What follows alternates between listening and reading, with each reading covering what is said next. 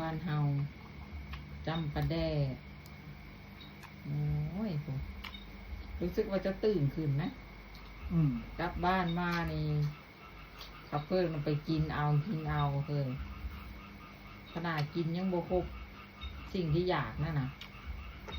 แซ่บอ่ะ ผมแม่น้ำหนักขึ้นบ่ รักมือสั่ง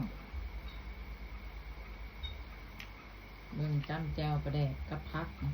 ถั่วพูหรือมันนี่ก็มักถั่วจากสวนเฮาเอง กินก็มั่มจำนี่ก็อิ่มแท้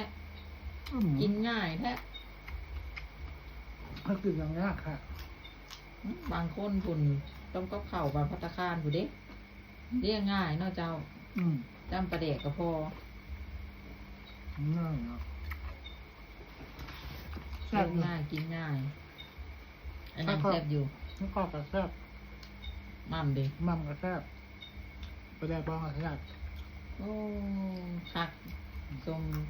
สมที่ถอยรถอยู่บ่ ผม ได้ค่าถอยรถนั่งเหรอวะ ผู้สาวโบกอยู่ข้างหน้า